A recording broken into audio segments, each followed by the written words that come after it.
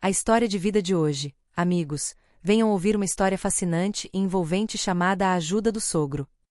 Desejamos aos nossos queridos ouvintes momentos de relaxamento e conforto ao acompanhar nosso canal de histórias. Vamos mergulhar no enredo desta história. Quem teme os rapazes que servem no exército? Mas, para Carmo, sua namorada permaneceu absolutamente fiel e leal. Durante 2 anos no serviço militar, de vez em quando, Carmo conseguia ligar para casa para falar com a família. E, claro, ele sempre ligava para sua namorada na cidade natal. Agora, Carmo está sozinho, olhando para o céu. Hoje é o dia em que ele foi dispensado do exército. Ele poderia ter passado no vestibular e evitado o serviço militar, mas o caminho que escolheu foi dedicar-se à pátria amada. Por isso, decidiu ser soldado, protegendo a segurança da nação.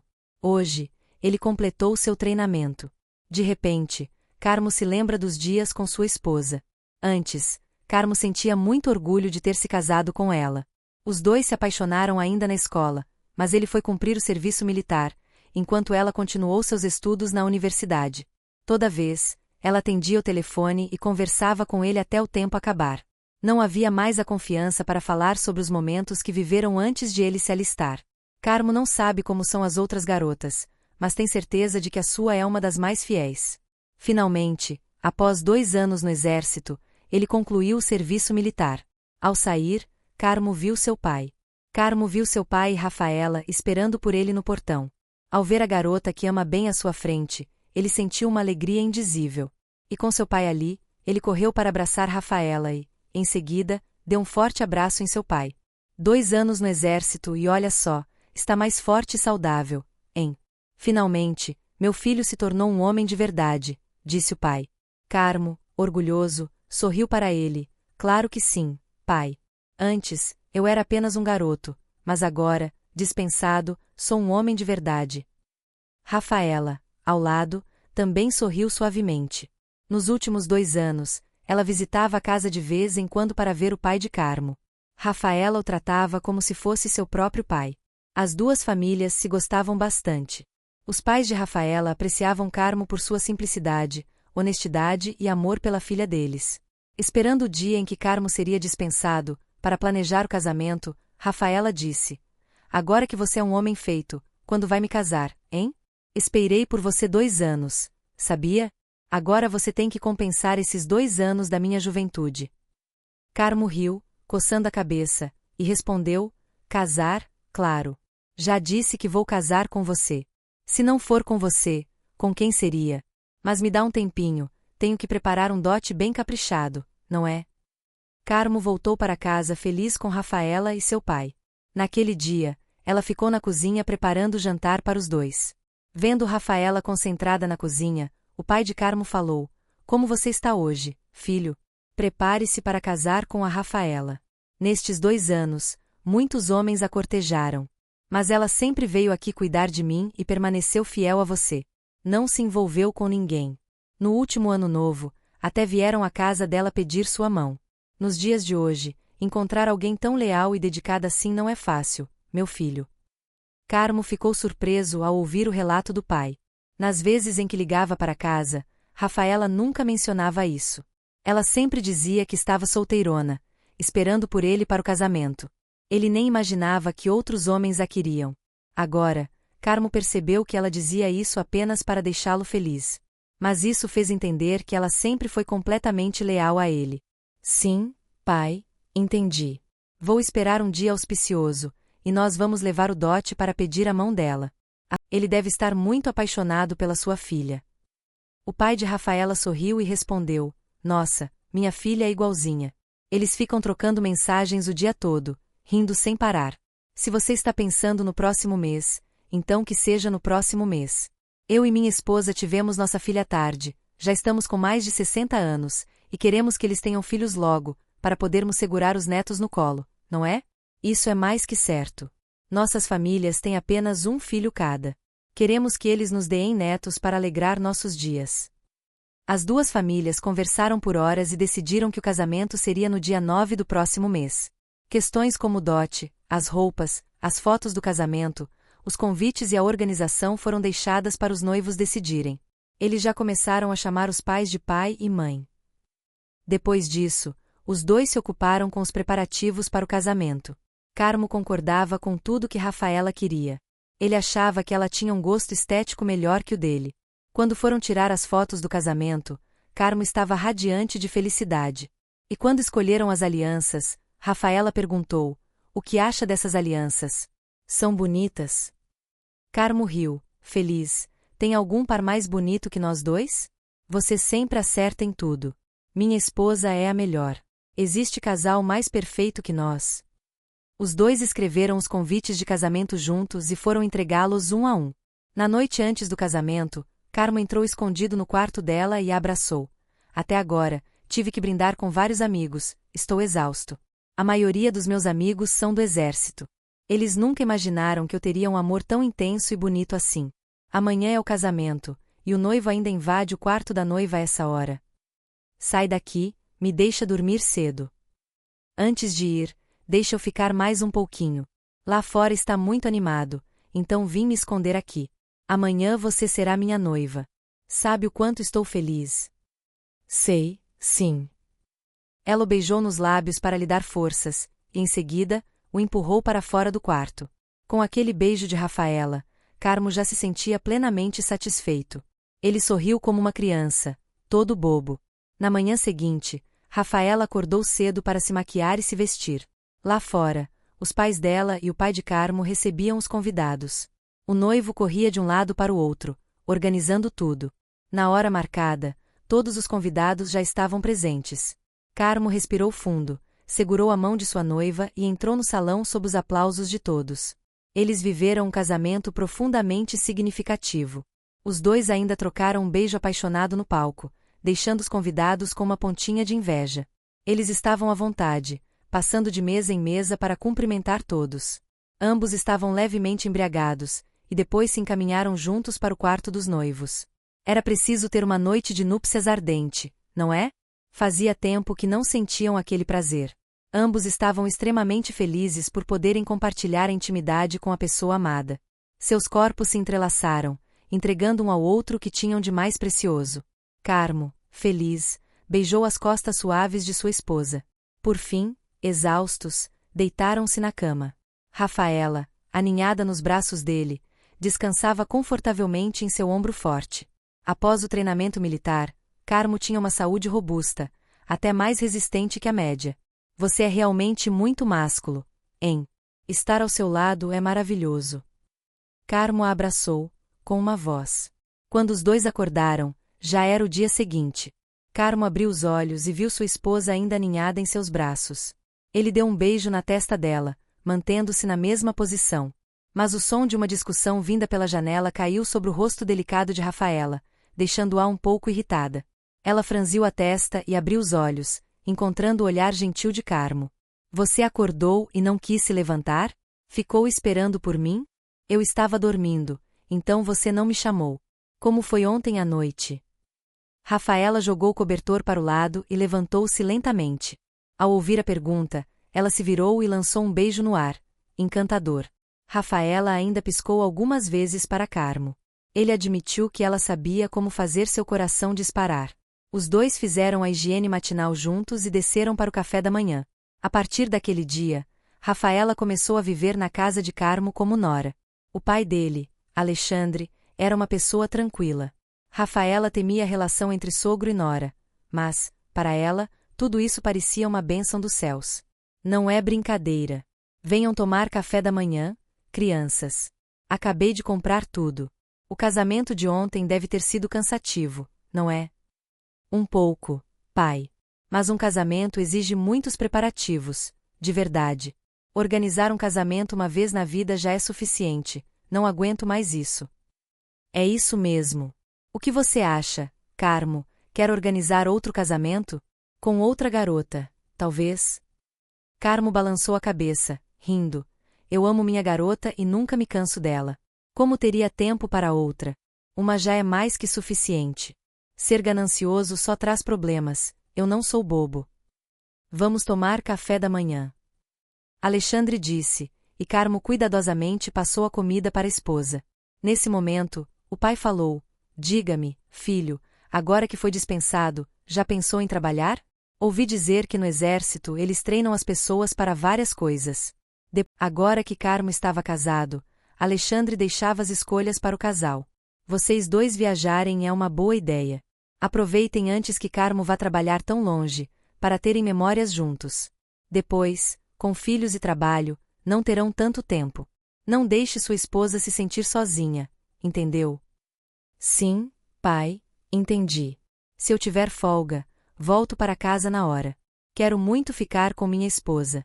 Já ficamos separados tempo demais. Carmo confiava plenamente em Rafaela. Afinal, durante os 2 anos em que esteve no exército, ela esperou por ele, então trabalhar fora não seria diferente. Ele segurou firme as mãos da esposa, sentindo-se extremamente sortudo por ter uma esposa tão fiel. Naquele dia, Rafaela pediu alguns dias de folga para a lua de mel, e seu chefe aprovou com prazer. Ao voltar do trabalho, os dois começaram a arrumar as coisas necessárias para a viagem. Tudo pronto, na manhã seguinte, um ônibus passou para buscá-los. Assim começou a lua de mel.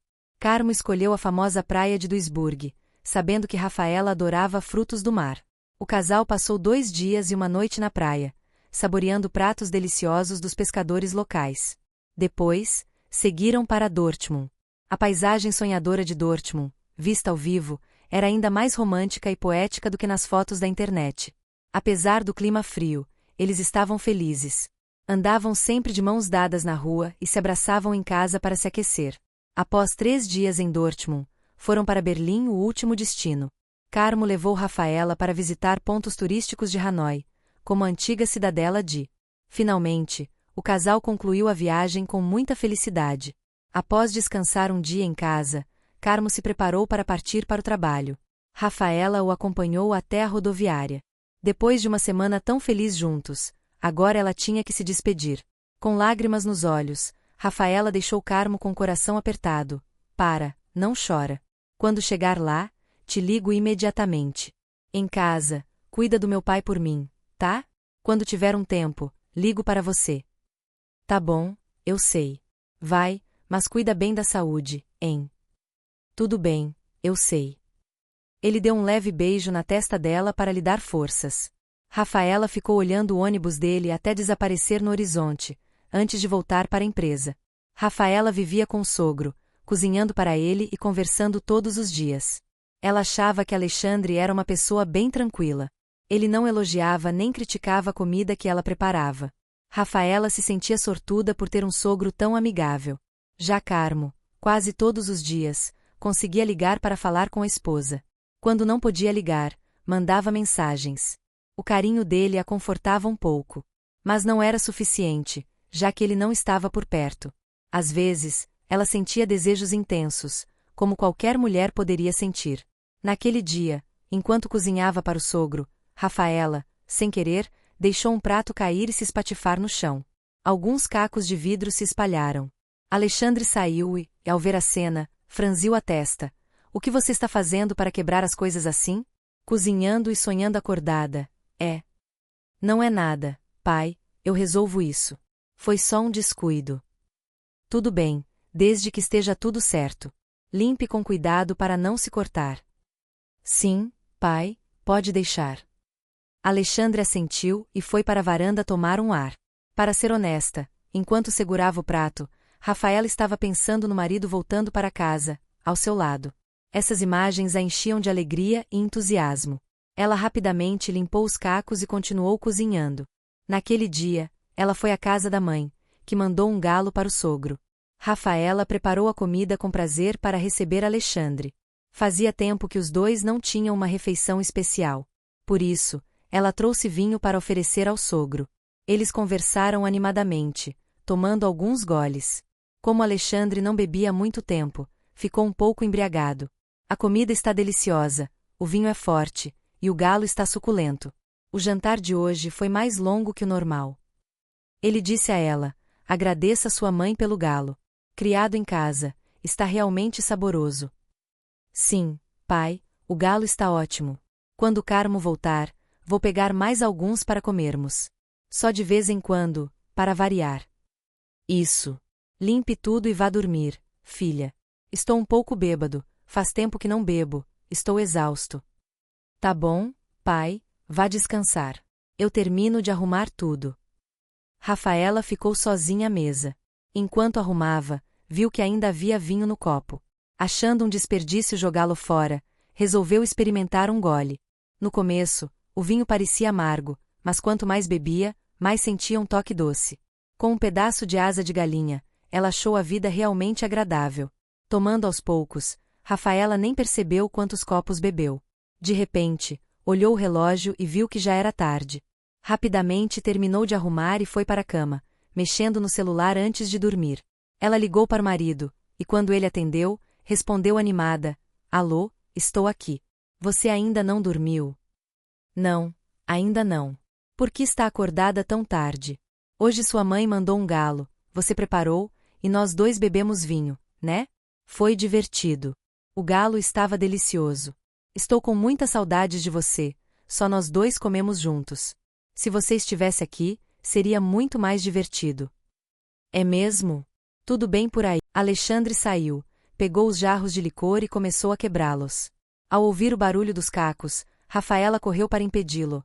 Pai, para, não faça isso, é desperdício. A culpa é minha, eu sentia muita saudade do Carmo. Ao dizer isso, ela cobriu o rosto e chorou convulsivamente. Alexandre olhou para Nora, sentindo o coração apertado. A partir daquele dia, Rafaela ligou para o marido. Chorando, disse que sentia saudades e implorou para que ele voltasse.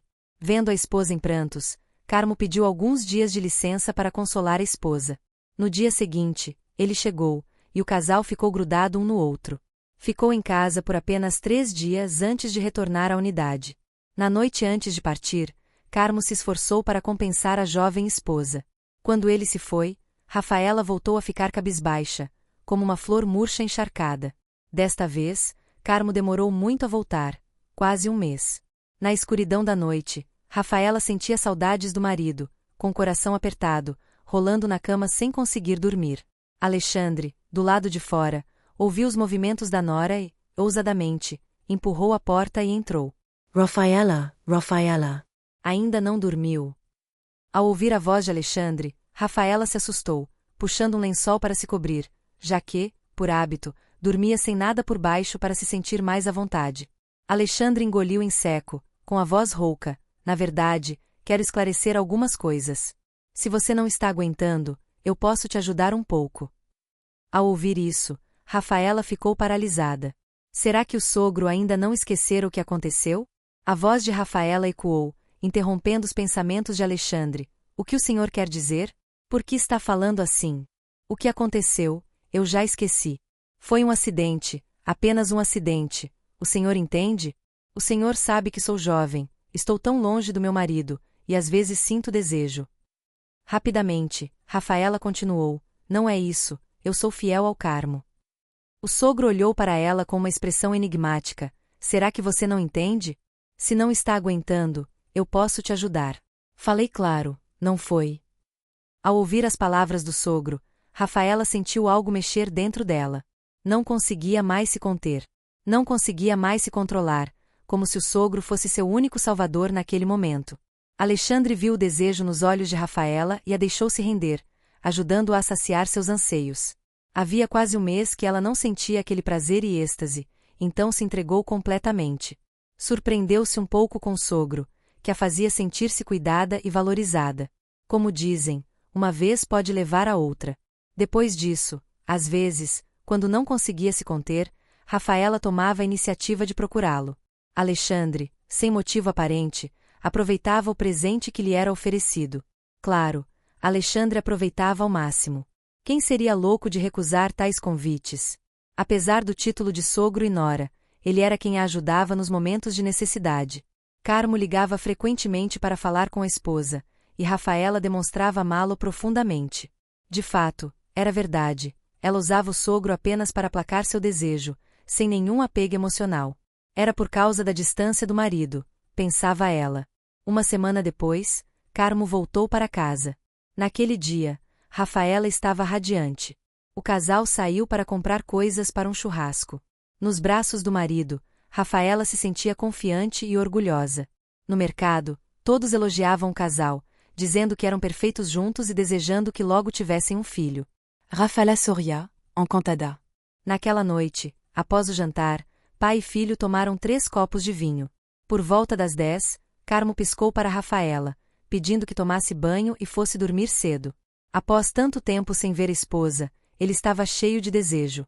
Naquela noite, os dois se entregaram como pássaros apaixonados.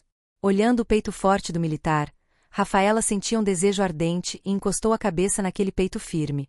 A pele suave, com um leve aroma de sol e vento, exalava a força de um homem moldado pelo treinamento diário.